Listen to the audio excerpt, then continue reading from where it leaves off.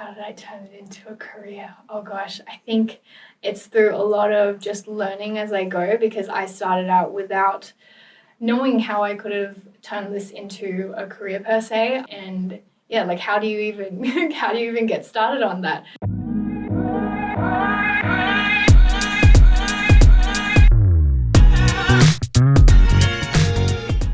Hey guys, welcome back to Season 2 of Generation Entrepreneurs podcast, the Entrepreneurial Mindset.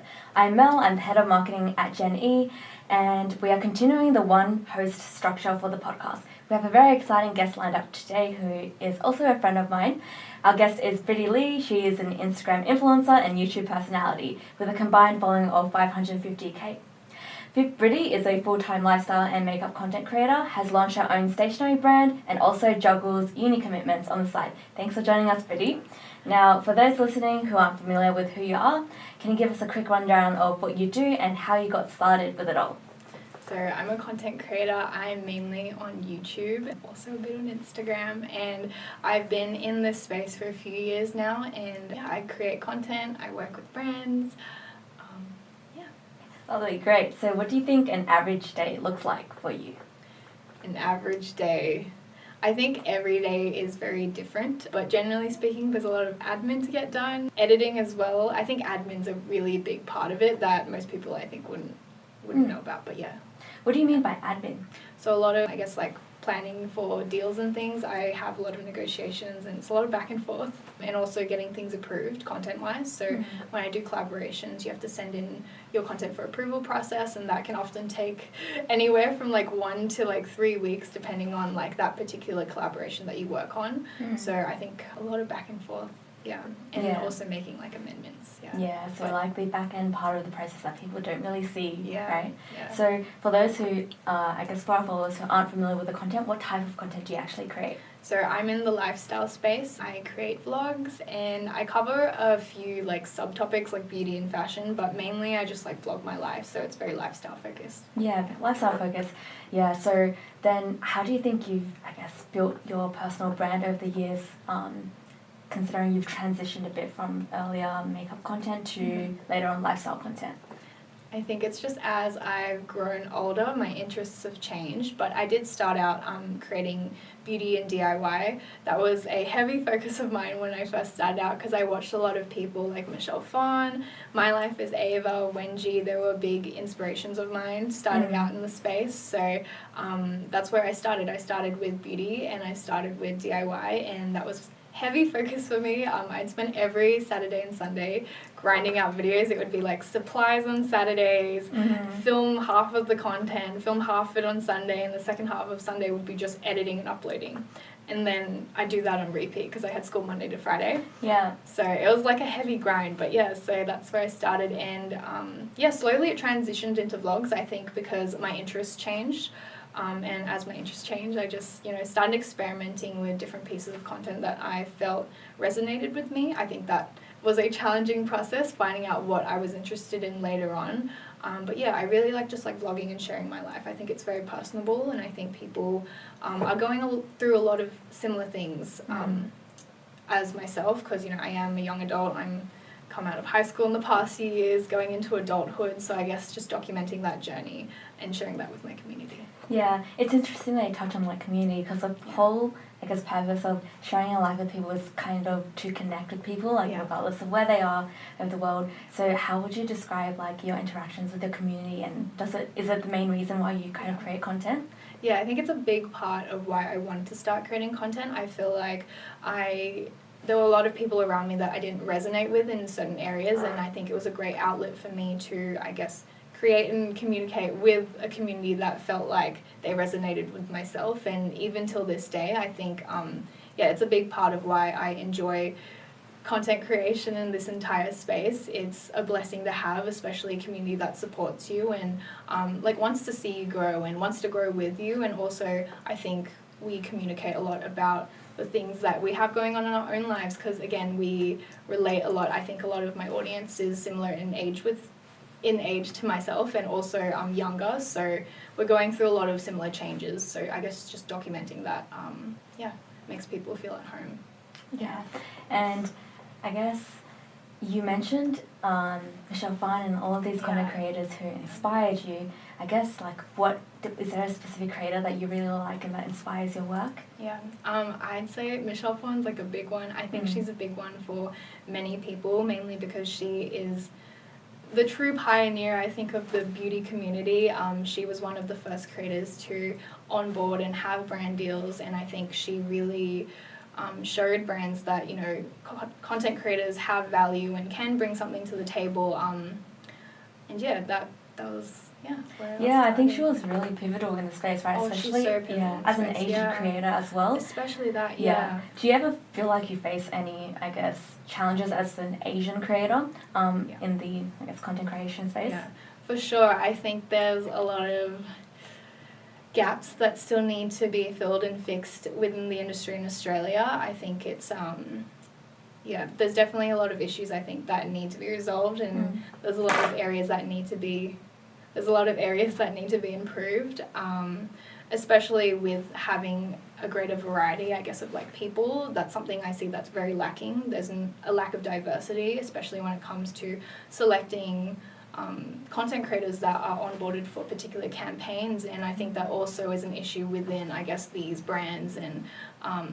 agencies that exist. So it's a more deep-rooted issue, but I guess, still navigating that myself and finding opportunities can be challenging because of this, for sure. Yeah.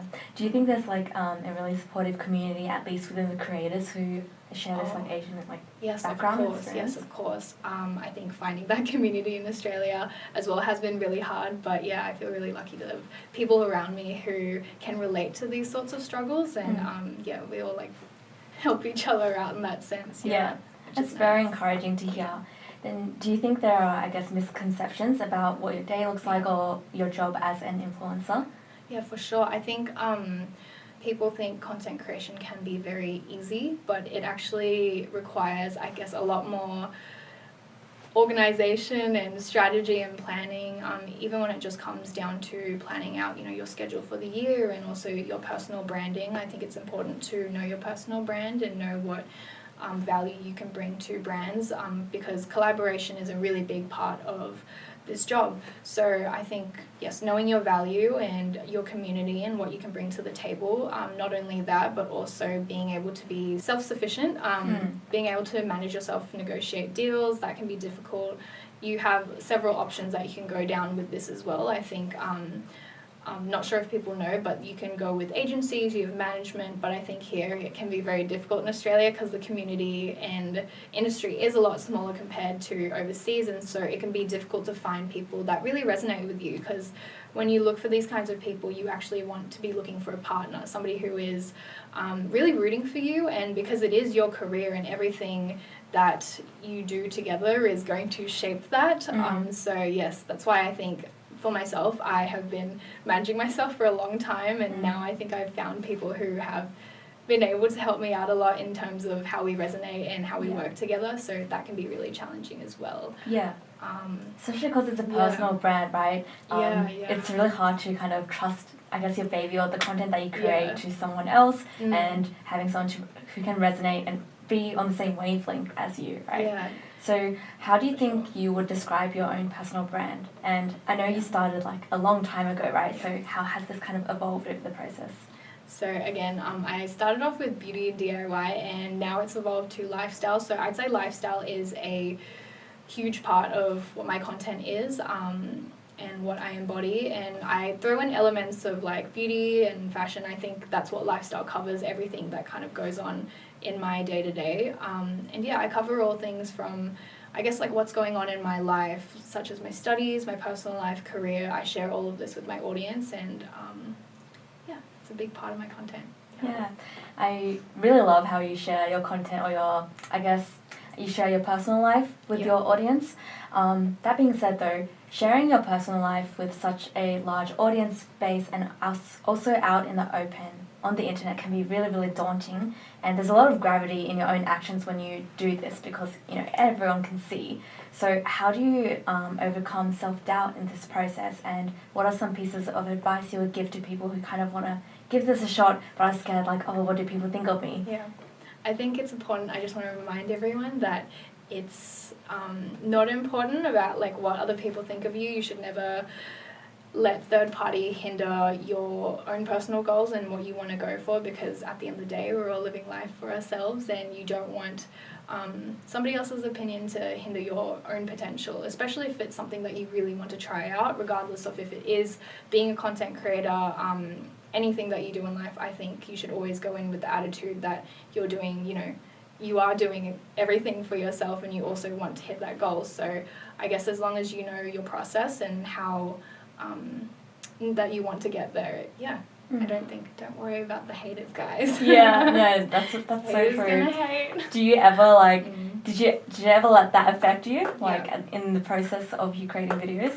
I think early on, I had no worries about this. It just wasn't something I tolerated, and over time I became increasingly more aware that people would build, I guess, an idea of me based off of the content that I put out. But I always go back to reminding myself, like, the only reason I have the opportunities now and have created these opportunities now is because, I wasn't afraid of that judgment, and I wasn't afraid of what people had to, say about my content. And also, I think at the end of the day, it doesn't play a massive part into, what I want to do, So you're essentially just talking about the sentiment of just doing what you love and not putting too much focus on what other people think of you, because in the end, there's always going to be negativity around what you do, and it's you shouldn't let that stop where you want to be in the future, right? Yeah, for sure. Yeah, so if you've kind of overcome this original process of self-doubt, how do you think you actually turned your social media presence into an actual career? How did I turn it into a career? Oh gosh, I think it's through a lot of just learning as I go, because I started out without knowing how I could have turned this into a career per se, how do you even get started on that? Mm-hmm. So I think it was just a lot of seeing how my peers, managed to turn this into a career, and also seeing the steps that people took, and also going through my own mistakes and learning from that, whether it be reaching out to agencies, understanding how that all worked, and also communicating with brands once they started reaching out, how do you negotiate a deal? Like, how do these contracts work, and how do you plan out your year, essentially, so that you know what the structure is. And I say that a big part of it is creating structure for yourself, because it is a very unstructured path. There is no way to kind of go around that. There's no guidance. So I think it's forming your own path and creating that structure, but also being strategic and planning ahead of time for things. Yeah, it's really daunting, because you essentially create and manage the entire process yourself, whereas with an average job, or maybe like a normal corporate job, you have everything laid out to you, you go to work 9 to 5, but this is completely freelance, so it must be such a huge headache to, I guess, structure. But if it's something that you love to do, which I'm sure it is, it must be really rewarding. Then do you think there are, I guess, unique challenges that you face personally that you think, an average person wouldn't?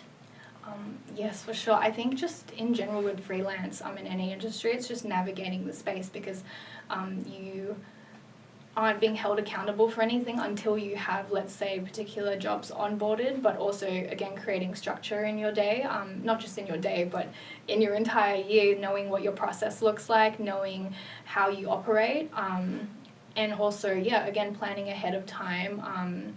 I think a big part of it is knowing how you work with brands, knowing what value you have and what you can bring to the table, and personal brand is also a really big part of this. And also a lot of it is about creating opportunities for yourself. And you have to find a way to open these doors and make things happen, which can be a really difficult part of it, especially when you're first starting out. I think just like squeezing your way into like one of these doors and then slowly like opening up other paths for yourself is definitely very difficult. And so, I think just navigating the space itself has been the biggest challenge of it all. I think I'm learning new things every day as this space continues to evolve and change. It's a never-ending process, even with content creation. It's like the algorithm's constantly changing. Now I feel like you are incentivized to create more content, which is very hard to keep up with. I think a lot of people get very burnt out because of managing all of these different things. Yeah, it's so hard to navigate Yeah. because you can never figure out what the algorithm is, right? Yeah, you kind of for just sure. you wing it, or a lot of people just make sure they create Yeah. content and kind of look at the numbers to see like what Yeah. works, but you will never know what works, right? Like things go viral completely unexpectedly. Yeah. Yeah, so it must be so difficult. Then, like, have you ever kind of thought about, pursuing TikTok or looking into TikTok or that social media platform? Because we know like you're mainly on YouTube and Instagram. Yeah, I think I definitely have tried. I probably should go on it more. I'm just so comfortable within the YouTube space, but I definitely think it's a really great platform, especially I think now a personal brand and having a community and presence online is more important than ever. It gives you, I guess, power in some sort of a way in terms of, you have a community, you cover a certain niche, especially if you go not just like within the content creation, not within just within the content creation space, but you go into all sorts of avenues, and niches and topics and areas. So yeah, I think I definitely think I should be on TikTok more. That's for sure. What do you think is like the main difference like between the community on TikTok and the community on like YouTube and Instagram? For sure. I think the community on YouTube that I personally found, especially amongst my other content creator friends, it's a lot more, I think the community is a lot more strong in terms of how committed your audience is to you, because it is a 10 to 15 minute video. I think people can engage with your personality a lot more, or they can engage with, I guess, like who you are essentially as a person. They get to understand you a little better. But through TikTok, I feel like it's very short period of time. Pretty sure people's attention spans now is like what, like it 7 seconds. Like if you don't catch me, scroll. Yeah, literally. So I think it's a lot harder to create that personal connection with people, which I think is where people struggle a lot. And then a lot of transferring of platforms to, I guess, kind of grow their community, so people can get to understand them better. But yeah, for sure, I think that's the main difference there is you're able to kind of foster that community a little more and give them more value through YouTube. And I think TikTok, it's a great way, I think, to gain, I guess, traction and even like transfer that over to other platforms. It's actually such an interesting point. Like I never thought of it as there's a difference in the types of communities that are built between different types of platforms, because everyone thinks of TikTok like, damn, like I can reach anyone. It's so like it's the most random videos that get blown up and you get such a huge following from it. But then if I really think about it, it's hard for those followers to actually stay and follow your content. Because it's just that one video that was like, oh, funny for that like 7 seconds or something. But I think the nature of TikTok encourages you to actually consistently like scroll through and look at different types of content for only short periods of time. So I think especially as a lifestyle kind of vlogger where you want to like get through to your community and also show your personality and like vibe with them, it's really hard to do on TikTok, right? Yeah, I think that's where I found it most challenging trying to enter that platform, because I'm like, oh gosh, like how do I communicate with everyone? How do I do this within like a viable piece of time? People say like shorter pieces of content, even with Instagram Reels, it's better because it gains more traction, you can get more viewership, but then it's about, I guess, kind of maintaining that, creating some sort of connection between that audience and you is the difficult part. Still don't know how to figure that out. I think a lot of people are still trying to figure that part out, but it's definitely a challenge. Do you ever like worry that, TikTok is actually such a new social media platform and it only came about a couple of years ago, or like came to, I guess, daylight where everyone used it a few years ago. Do you worry that like, all of the community would ever like completely change to TikTok, or that platforms like YouTube and Instagram will become less precedent? Because like I think back 5 years ago or something, we'd be using Facebook mainly and we'd be using Messenger, but those don't become like social media platforms that people use anymore. Like does that ever become a concern for you? That's actually really interesting. I've never really thought of that, but that conversation has come up before. I think even with like platforms like Instagram and also YouTube, it's they've all been trying to integrate, I guess, that real sort of short video system in. So I think it's like all these platforms are ever growing and trying to integrate like new parts to their applications. And so I think I think I think everyone's trying to keep up. Yeah. So I don't see it dying just because of that sense of community. Again, I think that's a really big part. But who knows? I don't know. I don't have the answer to that. I'm actually like I've been thinking about this so much just 'cause, like when I do marketing and we were always like promoting on Facebook, and suddenly like, oh damn, we had to pivot to Instagram, and then we're like, damn, we have to move to TikTok now, but I don't know how to use it, and I feel so like such a boomer using like these types of technologies, especially with TikTok. Like why, like only 21, but why do I feel too old for TikTok? Literally. Yeah. No, it's interesting that now that you say that, because I think even using it as a strategy, like a method to transfer an audience as well, because I think a lot of people do that, they have a big traction on TikTok, but they move over to Instagram to communicate with their communities. They move over to YouTube and create vlogs because it's a better way for their audience to get to know them. So I think, if anything, like everything's always interchangeable. Yeah, everyone tries to use a bit of everything. It's like a funnel, right? Yeah, it's a funnel, yeah, for sure. So when you communicate like to your followers on Instagram, because I guess most of your content would be photos, but I know that you also post a lot of stories. Is that where you mostly communicate with your followers? Yeah, I think stories is just like an instant way to get to your audience and be like, hi, like this is what's going on. Or like just letting them know like, oh, okay, like I upload a video, or like this is what's happening in my day. It's just like a quick, easy way to like get straight to the point. And also even just like DMs as well, when people message you and you reply back to them, that's a really great way because it's just instant, Yeah. And then YouTube is more like, okay, this is my documented week and this is what's been going on. But even like there's reply section, everything, I think it's really easy to reach your community these days. Well, I mean, for a long time now, but because there's just all sorts of ways that you can communicate with them. So yeah. Have you had any like interesting fan experiences then? No, I think they've all been really great. Everyone's always so lovely to me. I think my community, I feel really lucky in that they're just very supportive and they're very kind people. So if anything, I think I've been showered with support and love, which honestly means so much to me. So everything's been, everyone's been so wonderful. Yeah, it's always just very like chill and casual, which I like. Yeah. That's so good to hear. Yeah. Yeah, because I always wonder like, if someone complete stranger approaches you in the middle of the street and like, oh my gosh, Briddy, like I love your videos. Like, how do you respond to that?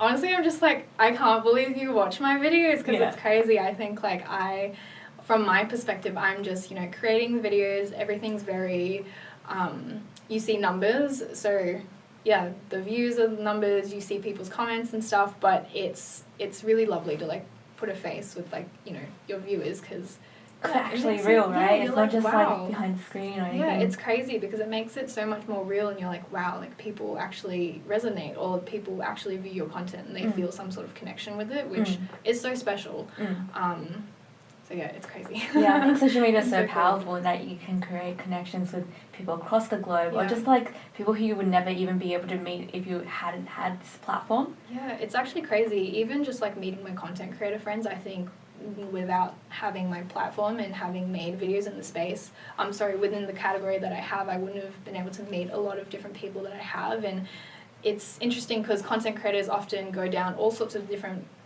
branches of like careers. So it's not just content creation, it's like this is, their personal brand and they work on all sorts of other things. So it's really interesting to see their journey. I think I learn a lot from that and seeing, where they've branched off into. Because the possibilities are endless. And yeah, everyone's just they're like crazy. Yeah. Do you ever get like overwhelmed by social media? Because it can be quite time consuming to just always be on your phone. Like, do you ever feel like it kind of sucks away from your personal life or creating personal connections with your family, friends? Yeah, that's actually really interesting that you asked that because that's where I feel a really difficult part, which I actually didn't mention earlier, but it's a very difficult part. Because I have a hard time drawing a line between, this is my personal life and this is social media. I think you might see that, you upload once a week or you only post a photo every now and then, maybe you post a few stories in a day, but I think because I'm on social media, I'm actually on it for longer than I actually am in terms of, I post a video, but actually I've been on there longer because you're looking at analytics, you're viewing your content, seeing how it's doing, because that is also a really big part.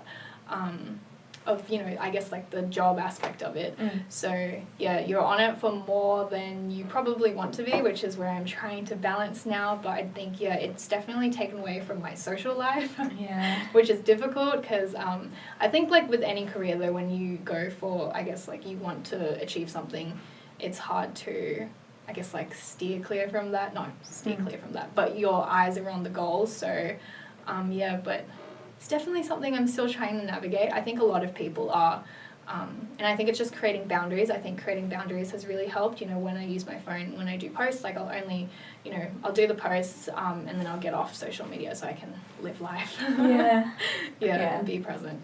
Yeah, it's a big part. So you reckon then it, do you reckon then it has had any kind of negativity on your own personal relationships? That's interesting. I think if anything, you have to just manage it better. So negative in a sense where I would say like socially, like I often will not do social activities because I'm like, no, I'm like focused on like doing this, or I need to do this. But it's not really so much to do with like the social, well, how do I explain this? It's not really to do with like the output of content. It's like, okay, I'm just like working on stuff constantly because again, like you create opportunities for yourself, and so it's like a never-ending cycle. You want to increase, you know, these opportunities, and you want to keep building your brand and going down other avenues. So it's difficult, I think.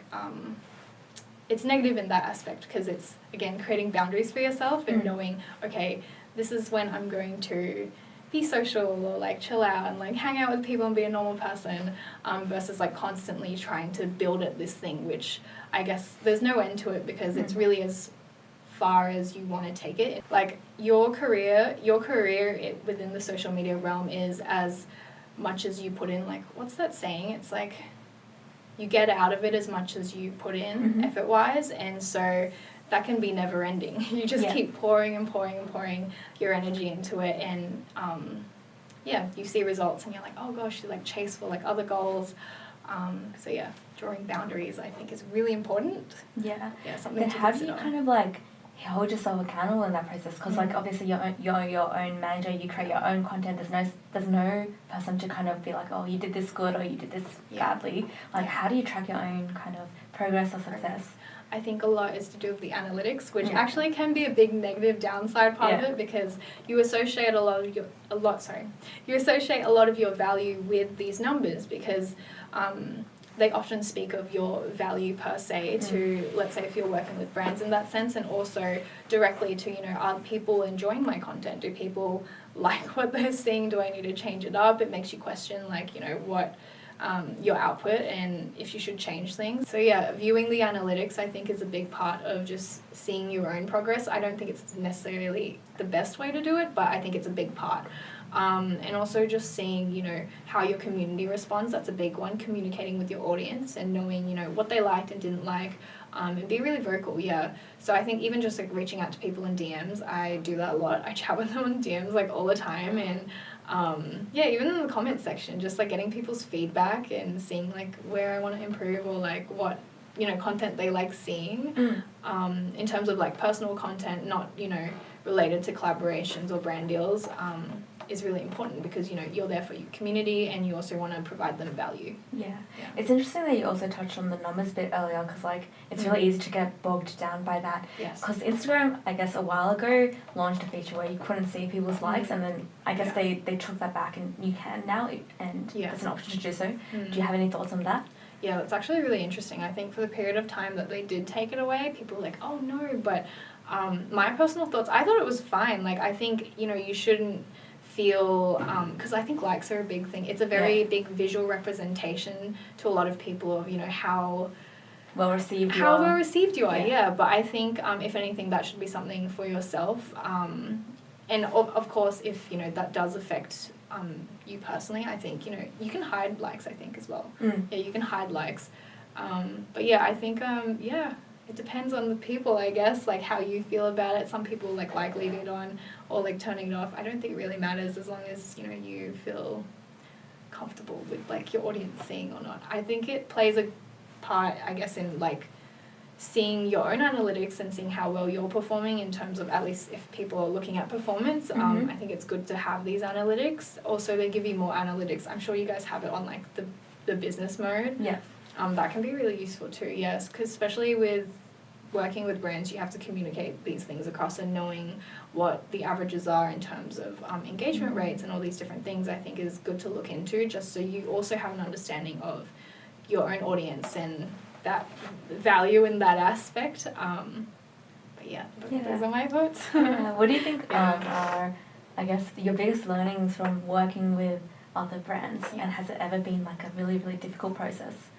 Yes, I think honestly working with brands in the whole process of negotiation has always been difficult for me, because I think that's just the part that I find really challenging, but I've had to learn over the years because I don't work with an agency. Now I will have a manager who's also my good friend, Ness.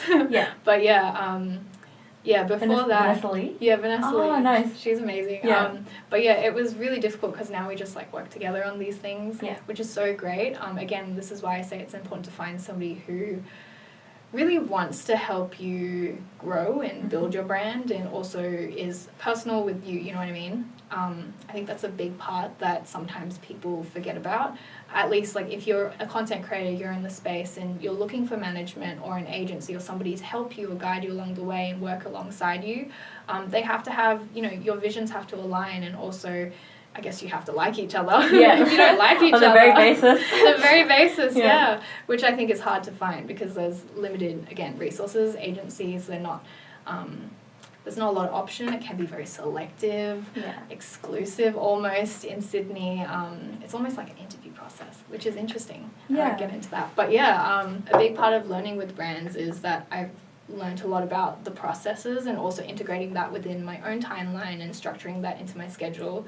Not only that, but how different brands work. You can kind of gauge their team and also their experience in the space, and I think you learn a lot about your own value as well, especially working, you know, across the board with a range of brands. I think with lifestyle, there's a lot of options there. So it can be anything from, let's say, like cars, or like to like homeware goods. It can be anything in between. Also, because I do student-based videos, I've worked with like a few student-related like resources and applications, so that's been really interesting, and it's interesting to see how their processes are, and it's always different with every single brand, because you know they have different teams, they have a different way of working, and their review process, even negotiating.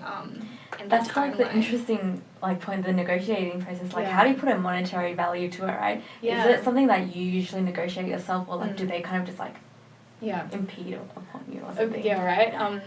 That's been an interesting process. So I guess it would start off as, I think a lot of brands nowadays, they will ask for your rates. If they don't, you can be like, these are my rates. This is my value. And, you know, pitch yourself. I think a lot of it is about pitching yourself and expressing your value, and also what you can bring to the table. And again, that has a lot to do with personal brand and knowing what you can provide for that brand and your audience and your community. So yeah, normally they might come forward with something. If not, you can, you know, come forward with something as well. So there's stuff like outreach. So outreach is when you reach out to a brand and, you know, you can pitch yourself and express to like brands how you might fit in with their company and what you can offer them, and then it can go from there. It's honestly like there's no rules to this. It's a lot about just trying to, I guess, get your foot into as many of these doors as possible, and then it will open some sort of opportunity, and you'll get shut out of a lot of these, but I think it's a lot about just persisting, and trying your luck, and also knowing your value again. So I think starting out, or if somebody's looking into, I guess, like wanting to working with brands, definitely just do a bunch of pitching. You don't have to wait for brands to come to you. You can pitch yourself. So that's, I guess, like the power in that is you create those opportunities, and you know, you might not get a lot of yeses. It might only be one or two, but you know, you've got that locked in, and you don't know where that might go in future. I think a lot of my long-term like opportunities have come from, you know, just getting that first email in, and then having that first conversation, and then from there you can build upon that relationship, and it just goes from there. So it's like such a process where you have to be so resilient and keep going at it. And I guess you would have like encountered a lot of failures and like deals that didn't go through. And I think this like really shows, I guess, people that having a social media, you know, face or being a content creator really isn't as easy as people make it out to be. Not people make it out to be, as it appears to be to people. Like I think it's just, it comes with a lot of pride and like status and, you know, fame that people are like, damn, like I wish I could be like that. I can just like, you know, take a photo and I'd be, you know, so loved by everyone. But there's so many other, you know, intricacies that you have to consider. And all these like little itty bitty like admin things that you kind of mentioned at the very beginning as well. That was a huge significant part of your day. Then apart from like these like really challenging things, what do you think, I guess, motivates you behind all of this? I think it's just I think I've always wanted a community and I've always loved creating videos. That's how I started off. Like I said, like I would literally spend like all of my weekends making videos, and the DIY stuff was really hands-on. Like, it would literally be, like, now I just film my life. All it does is kind of make my life 2 times longer than it would be in a regular day. But with the DIY stuff, like, that was very, very hands-on. It was very, have to get the supplies, like, I have to take this shot, and, like, all these transitions. It was, like, very different back then. But, it was a lot more intense, and I think that passion just has always kept me going, and being able to, like, make it a career and knowing that was an option, I wanted to make it happen.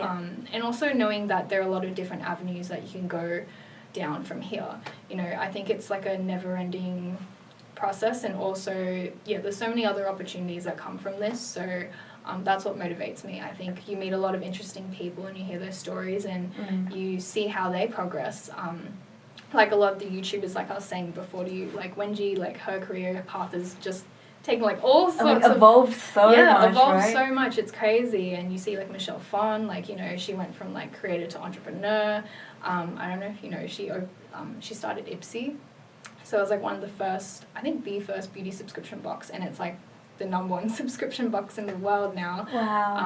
And like all these different things. She's had like several other companies after that, but it's interesting how people can go from, you know, this space and translate into like all these other paths. And seeing like everyone else grow, but also like, I don't know, like in your YouTube videos you can see like people in the comments being like, oh Briddy, like I've like watched the videos for like 5 years, like, you know, you've moved out now, like etc. It's like they've grown up with you and you have this whole community who shared your like a good chunk of your life with you, and I think that must be like something that's like really inspiring to you and encourages you to make content, right? No, for sure. It's so special to me because I'm like, wow, like some of these people have really stuck around for a long time, which is why I think it's really important to just like focus on your community, no matter how big or small. It's like there are people there supporting you, and it's just so amazing to me that I have that opportunity and that audience who are watching me grow and who have grown up with me and will continue to hopefully grow up with me as well, and just like sharing this entire, I guess, like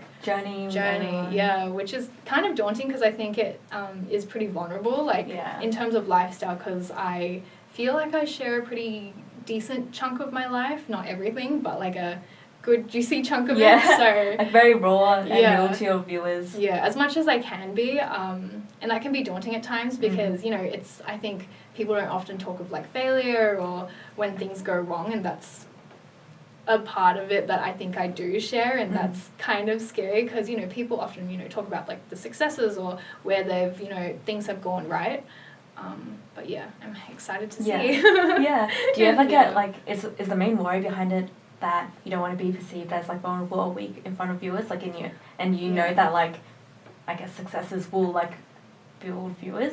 Is that like a concern? Actually, that's really interesting that you say that. I think that's definitely something that's in like the back of everyone's mind, because I think when you're vulnerable you feel like, you know, people have access to, you know, that vulnerability and they know this about you. But I think it's just like overcoming that. People appreciate vulnerability, I think, nowadays, and people being real. People want to know what you're actually going through and those experiences, because it's much more relatable, because everyone's going through different things, and people, you know, try and fail in different areas, but it's just like life, you know. And especially as a lifestyle creator, I think there's a need for you to be genuine and show your personality through, because like you're essentially sharing your life, and if you're not true to your followers, it's going to be really hard to build a connection, right? Yeah, exactly. I think that's a big part of like my content. It's that's how I interact with my community. It's like I share a big part of I I guess, like, my personal life. Yeah. As a lifestyle content creator, do you ever feel as if I need to have a really interesting day before I post it? Like, are you like, damn, today's like boring, now I'm not going to film? Yeah. Or like, do you ever like pack your day with like, oh, I need to do X, Y, Z because this will make a good video? That's actually interesting because now that I just do lifestyle, I really just like film whatever's happening around me, which is a massive comfort in that. But also sometimes I worry if it's too mundane, but I think that's why people enjoy my content, is because of, you know, mundane activities. Like, for example, me studying, doing like student related stuff. Now I guess I want to try and make that transition and show more of like, I guess, like the Plan Brand stuff and all that. But yeah, I think people like seeing just the everyday things because it makes you feel like, you know, it's normal to have like, you know, mundane things. You have a mundane life, have a day where you just wake up, you study, you just go back to sleep. I think it's comforting to know that. Yeah, for sure. Yeah. Then Plan Brand, something you touched on. I know it's something you're working on very hard right now. Did you want to talk about that a bit, or like what's to come in the future for that? Oh gosh, I'm so nervous to talk about this. You don't have to if you don't want to. No, I'll mention a bit. So yeah, I launched the Plan Brand, which is a brand that I've been working on for a little while now, and I've created like multifunctional diary kits. So that's the main product that we're selling right now, and we're a stationery brand, but yes, the diary kits is my focus right now, and so they're multifunctional. You can use them for all sorts of things. So whether you're a bullet journaler, you're a journaler, you like scrapbooking, you're a daily planner, you can use it for all these different things. You essentially make it. It's a creative process is why I wanted to create a diary kit. I'm a big journaler and a big planner. I've seen all your like diaries from like when you were like 5 years old up until now. Yeah, I'm a massive planner, and I think I've manifested or I write a lot of my goals down, and so I always look back on that, and so I wanted to create that for everyone else. And so it's a DIY kit. You have a bunch of stickers and tools that you can use to essentially like make it whatever you want, which is really cool. And it's so cool. Like, I think you documented the entire process on your YouTube channel as well, and it's just so that was so like scary. it must have been daunting to share that with someone because like it's your first time, and you must have like oh damn, like I were there any like major like I guess roadblocks in that process? Oh, for sure. So many. It's crazy because this is the first time I went through, I guess, the whole process of like manufacturing and developing a product and like producing like a final good and like getting it shipped over. There's just so many like different things that you don't expect. Even just like incoming costs. I was like, you get taxed for bringing in goods. I like did not know that. I arrived on the dock and I got this invoice and I was like, oh, okay. I guess I'll pay. Yeah, I guess I have to pay this. But it's been a really challenging process for sure. I think I've learned so much even just throughout that early development, like developing the product, getting it made, going through different manufacturers and just trial and error, so much trial and error, even till now.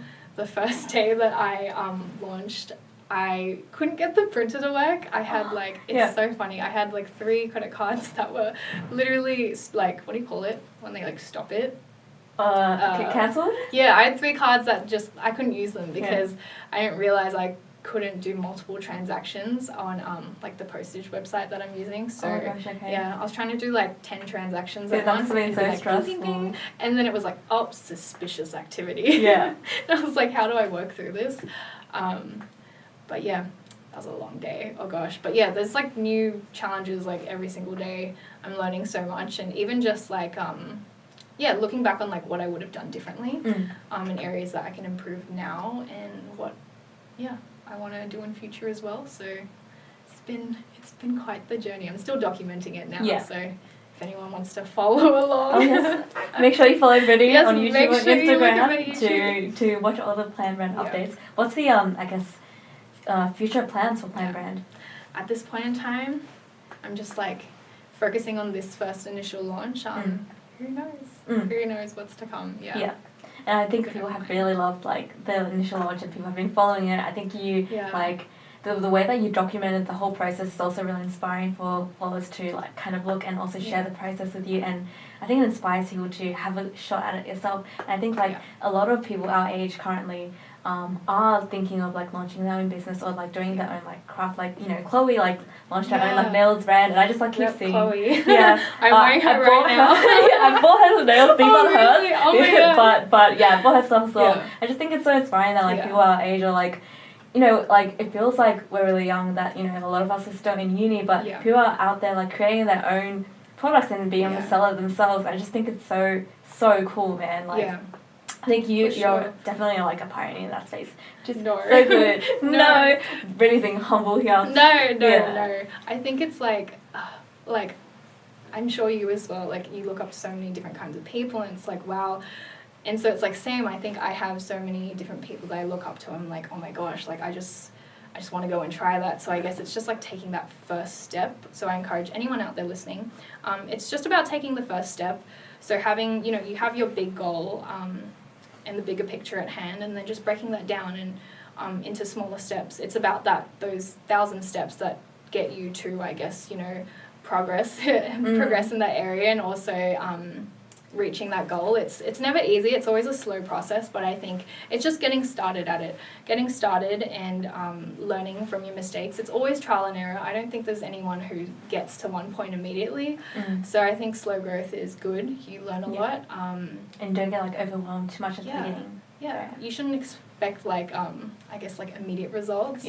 Never expect immediate results. It's good to work at things slowly, because you get to kind of see, you know, like the things that you should change, the things that you can fix. And also it's good to, I mean, in a community sense, that's a good way to grow a community, you know. And what better way to kind of plan out your journey with the Plan brand, right? Like, it actually matches your entire, like, what you stand for and everything I do. Like, it's so good. I think it's perfectly aligned. Looking back then, do you think there's a video that you're very proud of, or maybe like a piece of content that you're really proud of? Oh, content? Honestly, I think a lot of my early day content was my favorite, because it was just like the beginning of it all. Like without that me, I don't think I would have had opportunities that I have now, which I really thank my younger self for. I had so much courage back then. I think I just really didn't care about what people thought, and I had so much passion for what I was doing. So yes, definitely my early day content. What was your early day content? So a lot of DIY. I think I did like a fake tan DIY, made it out like tea bags or something. I also did a bunch of like outfit DIYs, like how to make clothes out, like t-shirts and things like that. Like really simple stuff like that. But that's how it all got started. So I really appreciate the content from those days. And even now I like everything that I make, but in particular like those are the early days. And it's also like, if you look back on it, do you ever feel like then like my editing or the way that I structure my thoughts or videos have they like truly evolved and stuff? I think it's just like everything's changed as I've grown up, and also my experience. I can see a lot of my thoughts and also experience at those points in time when I look back on those videos, and I'm like, oh my gosh. But it's like nice to look back on sometimes, because I'm like, oh my gosh, like look how far I've come from this point.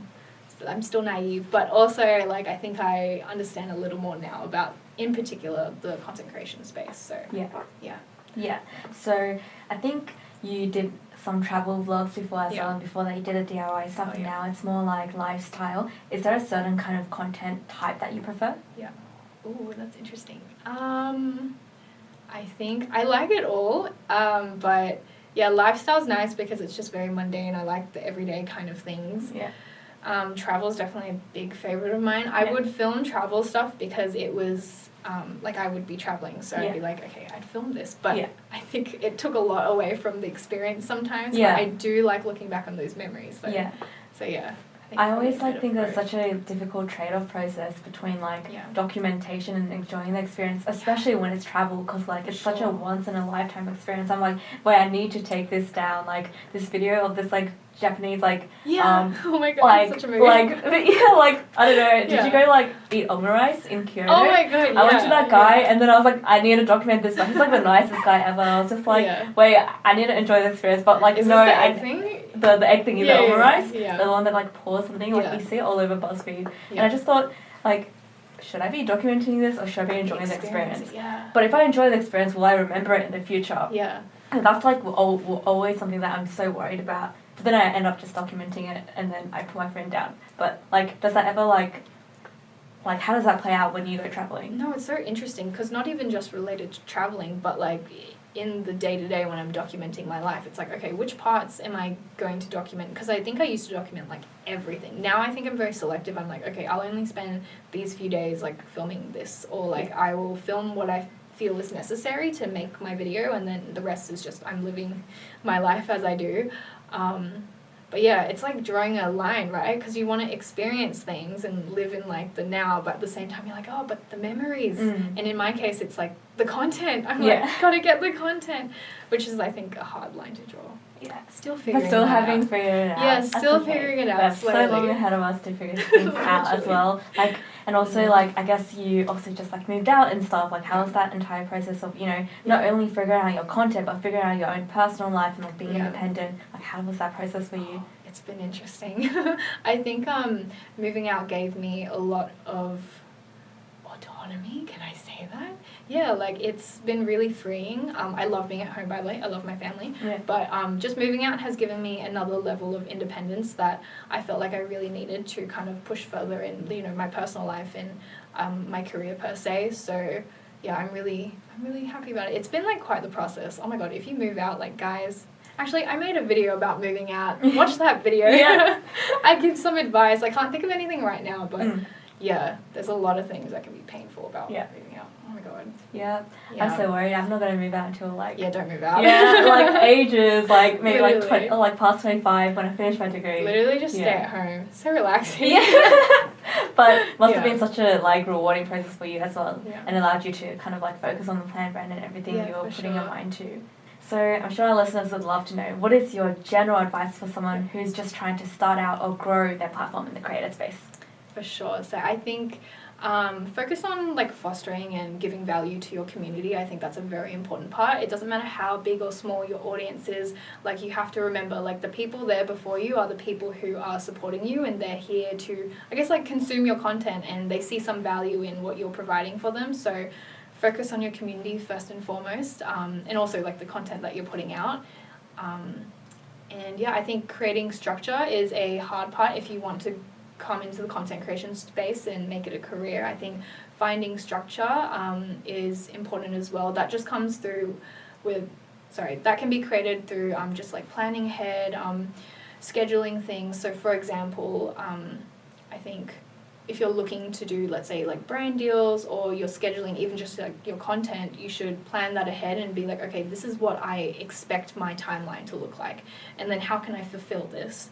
So like I said before, I think it's just looking at your bigger goal and then breaking that down into smaller steps. So you have your big year goal, like this year I want to do X, and then breaking that down into each month and what you want to achieve, so short term, and then, you know, each week what can you do to reach that point at each month. So yeah, breaking things down, structuring your timeline, and just like your life essentially helps a lot. Yeah. So we have a couple of lightning questions for you. Oh god. So I'm ready. Yeah, don't think about them too much. Just answer them in one word. Or just like one sentence maximum. Are you ready? Okay, I'm ready. Alright, our first question for you is, what is the best advice you have ever received?